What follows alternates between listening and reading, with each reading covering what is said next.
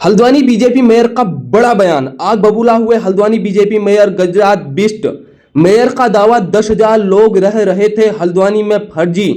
तो अब बड़ा सवाल कि सत्यापन के बाद क्यों हल्द्वानी से भाग गए 10,000 विशेष समुदाय के लोग। आखिर क्यों गजराज बिष्ट ने गुस्से में लाल होकर बताया इन लोगों को कचरा। क्या नए मेयर से अब इन लोगों को लगने लगा है डर। क्या लोगों की तुलना कचरे से करना सही भी है या फिर गलत। अब बड़ा सवाल यह है दोस्तों कि अगर यह कचरा हल्द्वानी में है तो यह हल्द्वानी में कैसे फैले। वर्तमान बीजेपी मेयर ने इनको माना कचरा तो पुराने बीजेपी मेयर ने सालों तक क्यों साधी थी चुप्पी।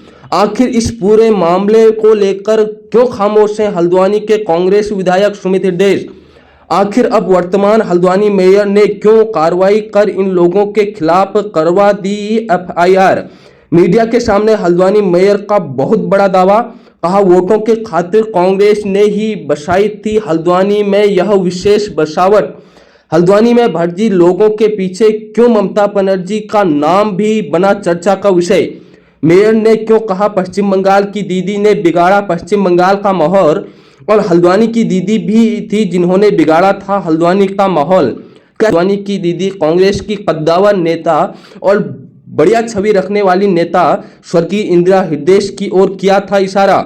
मेयर ने क्यों कहा अराजक तत्वों को चुन चुन के भगाएंगे। क्यों एकदम फिर एक्टिव हुए सीएम धामी और क्यों वीडियो पोस्ट के माध्यम से की लैंड जिहाद और फर्जी मजाल तोड़ने की बात। क्या अब उत्तराखंड में कुछ बड़ा होने वाला है। जी हाँ, ठीक सुन रहे हैं दोस्तों, क्या उत्तराखंड में कुछ बड़ा होने वाला है। पहले आप मेयर का यह बयान सुनिए फिर आपको आगे की बात बताते हैं। केवल वोटों के खातिर ऐसे लोगों को इस हल्द्वानी शहर में बसा दिया गया। ये गंभीर विषय है। ये केवल राजनीतिक दलों के लिए गंभीर नहीं है, ये उत्तराखंड के लिए गंभीर विषय है। इसीलिए मैं जब से मेयर बना हूं मैं तब से लगातार सरकार से भी निवेदन कर रहा हूं, प्रशासन से निवेदन कर रहा हूं, आपके माध्यम से व्यक्तिगत भी कि भी सत्यापन होना चाहिए। और अगर सत्यापन मैं फिर कह रहा हूं ईमानदारी से हो गया तो बहुत सारी चीजें यहां से साफ हो जाएंगी, बहुत सारी कचरा यहां से साफ हो जाएगा। जो इस प्रदेश को अराजकता के मुंह में धकेलना चाहते हैं वो सारे लोग यहां से साफ हो जाएंगे। मैं फिर कह रहा हूं मैं तथ्य के साथ कह रहा हूं आपसे, जब से सत्यापन प्रारंभ हुआ है तब से आपने देखा होगा कम से कम 8 से 10 हजार व्यक्ति हल्द्वानी में नजर नहीं आ रहा, दिखाई नहीं दे रहा। जिस प्रकार एक दीदी वहां बांग्लादेशियों को शरण दे रही, वहां यहां दूसरी दीदियां थी हमारी जो यहां बसा रही थी। तो ये कनेक्शन तो है ही, लेकिन मैं प्रशासन इतना सजग है, प्रशासन अपना काम कर रहा है। तो निश्चित रूप से मैंने जो कहा है कि हम उत्तराखंड को अशांत नहीं होने देंगे, इस उत्तराखंड के अंदर अराजकता नहीं होने देंगे। तो ये हमारा प्रण है, हमारा दृढ़ संकल्प है और इसको हम करेंगे। तो आपने सुन ही लिया है कि हल्द्वानी मेयर क्या कर रहे हैं, क्या कह रहे हैं। तो इसका मतलब साफ है कि हल्द्वानी की सफाई का कार्य शुरू हो गया है। लेकिन बड़ा सवाल है कि क्या हल्द्वानी उत्तराखंड से हजारों अराजक तत्वों को निकालना इतना आसान है। क्या अराजक तत्व निकलकर हल्द्वानी के बजाय कहां जा रहे हैं, इसकी पुख्ता जानकारी किसके पास है। अगर अराजक तत्व हल्द्वानी से निकल गए तो हल्द्वानी रहने के लिए फिर बनेगा सुरक्षित शहर या नहीं। एक बड़ा सवाल यह भी है कि हल्द्वानी को अशांत करने के पीछे किन किन लोगों का हाथ है, इसकी जांच कब होगी।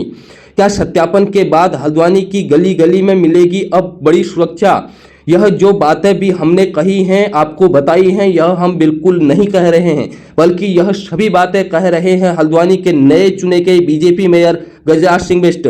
देखिए अगली वीडियो।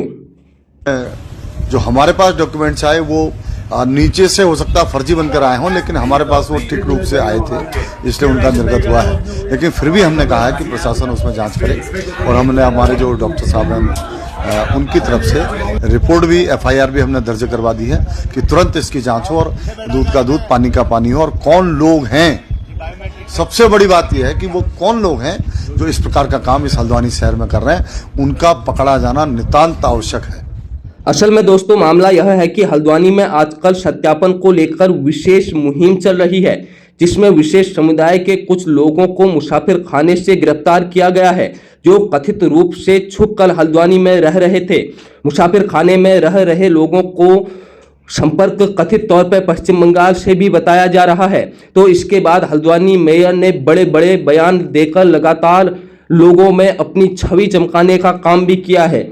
हम एक एक करके आपको बयान भी सुना रहे हैं, लेकिन आपको यह भी बता दें कि हल्द्वानी में जीवित व्यक्ति का मृत घोषित कर दिया जाना भी एक बड़ा विषय बना था, जिससे कि अपराधियों को मृत समझकर उनके खिलाफ गिरफ्तारी न हो और हल्द्वानी पुलिस को पागल बनाया जा सके।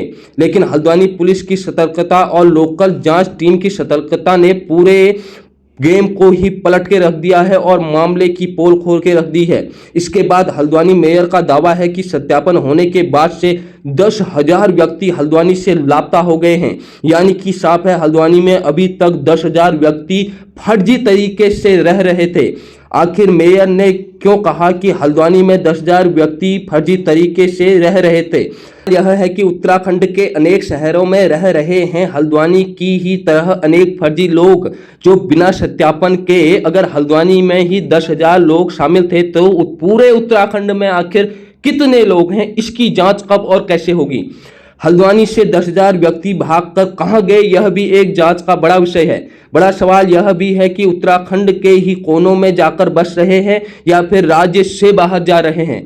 क्या अब इन सभी फर्जी लोगों से पहाड़ को भी खतरा है? क्योंकि एक सवाल बार बार यह भी उठ रहा है दोस्तों, और कहा जा रहा है कि वह हल्द्वानी से पहाड़ों की तरफ रुख कर सकते हैं और हमेशा से शांत रहने वाले पहाड़ भी अशांत हो सकते हैं। तो क्या इसी को लेकर पूरे मामले में मुख्यमंत्री पुष्कर सिंह धामी भी एक्टिव आ रहे हैं?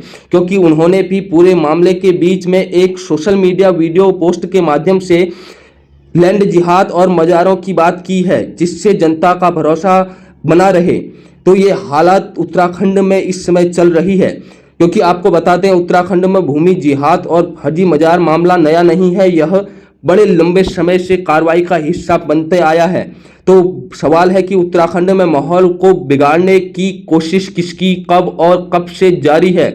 तो यह वीडियो आप भी देखिए, जिसमें मुख्यमंत्री पूरे मामले पर बात कर रहे हैं। राज्य के अंदर एक जो लैंड जिहाद चलता था, अवैध अतिक्रमण, अवैध कब्जे, उस अवैध कब्जों और अवैध अतिक्रमण से देवभूमि को मुक्त कराने का हमने अभियान प्रारंभ किया हुआ है।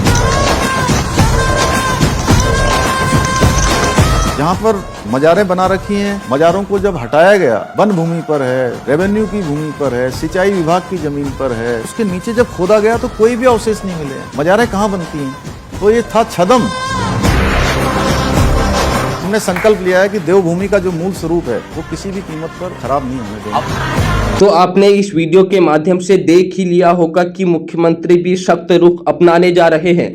लेकिन सवाल है, क्या मुख्यमंत्री केवल मीडिया टैगलाइन बनाकर उन लोगों को छोड़ दे रहे हैं, या हल्द्वानी जैसे शहरों से पूरे मामले को समझकर इस पर कड़ा एक्शन लेने जा रहे हैं? जो कुछ भी आपको लगता है हल्द्वानी में हुए इस घटनाक्रम के बारे में, आप क्या सोचते हैं? क्या हल्द्वानी को वाकई में खतरा है या यह केवल माहौल बनाने के लिए किया जा रहा है? आपकी जो भी राय हो कमेंट बॉक्स में अवश्य लिखें और देखते रहें डिजिटल वाणी। आपका बहुत बहुत धन्यवाद।